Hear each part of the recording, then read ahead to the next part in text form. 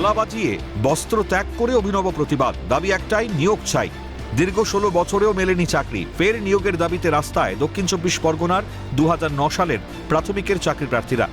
2009 সালের বিজ্ঞপ্তি অনুযায়ী ছিল 1834টি পদ।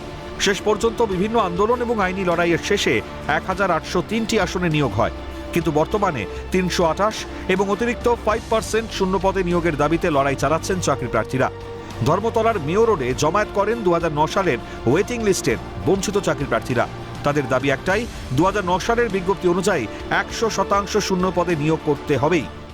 আমরা চাইছি সমস্ত জেলা, যেহেতু পিটিশনারদের নিয়োগ কমপ্লিট হয়ে যাচ্ছে, আমাদেরও জেলায় পিটিশনারদের দ্রুত নিয়োগের দাবিতে আমরা চাইছি দুটো এই সমস্যার সমাধান করুক। আজ 16 বছরের আমাদের আন্দোলন, এটা তো দীর্ঘায়িত হয়ে যাচ্ছে। মনে হচ্ছে তো প্রায় 100 বছর পার হয়ে যাবে, মানে আমাদের জীবদ্দশার বাইরে চলে যাবে।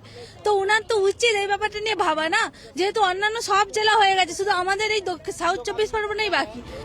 জানা গেছে বাবা বলে পরীক্ষা নেওয়া হয়, কিন্তু দুর্নীতির অভিযোগের কারণে প্যানেল বন্ধ হয়। পরবর্তীতে ফের পরীক্ষা হয়, ইন্টারভিউ নেওয়া হয়, হাইকোর্টের নির্দেশে নিয়োগও শুরু হয়।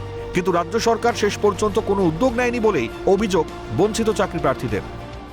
2009 আজকে 2025 বাম আমলের প্যানেল, দুর্নীতির কারণে প্যানেল বন্ধ, বাতিল হয়, আবার পরীক্ষা হয়, ইন্টারভিউ হয়।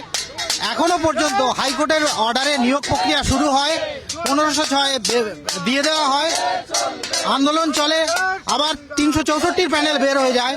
তারপরেও এখনো সুপ্রিম কোর্ট পর্যন্ত মামলা গড়িয়েছে, সরকার কোনো উদ্যোগ এখনো পর্যন্ত নেয়নি।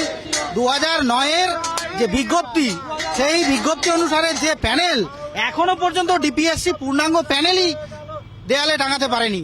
আমরা মাননীয় মুখ্যমন্ত্রীর কাছে আশা রাখব, তিনি যেন আমাদের এই বিষয়ে হস্তক্ষেপ করেন এবং আমাদের যে দীর্ঘদিন ধরে আমরা বঞ্চিত আছি, যাতে আমাদের দ্রুত নিয়োগের ব্যবস্থা করেন। নবান্নে গিয়ে মুখ্যমন্ত্রীর সঙ্গে দেখা করতে চেয়েছিল চাকরি প্রার্থীরা, কিন্তু তাদের বাধা দেওয়া হয় বলে অভিযোগ। বাধ্য হয়ে তারা বস্ত্র খুলে অভিনব প্রতিবাদ দেখান। আগামী দিনে দ্রুততার সঙ্গে নিয়োগ শুরু না হলে বৃহত্তর আন্দোলনের হুঁশিয়ারি দিয়েছেন। তো আমাদের লজ্জা কোথায় নিয়ে যাব? আজকে বলছি 4 জনকে নবান্নে নিয়ে যান। আমরা ঠেলাগুতো করতে চাই না, মারামারি করতে চাই না, আমরা শান্তিপূর্ণভাবেই নবান্নে 4 জন যাব। সেখানেও বলছে 4 জন যাওয়া যাবে না। তাহলে আমরা কোথায় বাস করছি? আমরা তাহলে আমাদের দাবি দাওয়াটা জানাবো কার কাছে? আমাদের কোনো ভাষা নেই ম্যাডাম। দীর্ঘদিন আমরা এইটা নিয়ে বলছি যে আমরা প্রতিবাদটা কাকে জানাবো? আমাদের যে সমস্যা, আমাদের যে দুঃখ কষ্ট, আমরা কাকে জানাবো? সেই জানানোর লোকটাই যদি দেখা না করে তাহলে কি করব? আমরা অসহায়, তাই আমরা আজকে বস্ত্র খুলে ফেলেছি। আমাদের জীবন আর কোনো কিছু নেই। অবশেষে পিছু হটে পুলিশ। শেষ পর্যন্ত চাকরি প্রার্থীদের মধ্যে থেকে একজনকে নবান্নে যাওয়ার অনুমতি দেওয়া হয়। আমরা নবান্নে যেতে চেয়েছিলাম, না হলে বলেছিলাম কালীঘাটে আজকে দিদি আছেন, দেখা করবই। ওনারা আজকে কমিউনিকেট করে নবান্নে নিয়ে যাচ্ছেন।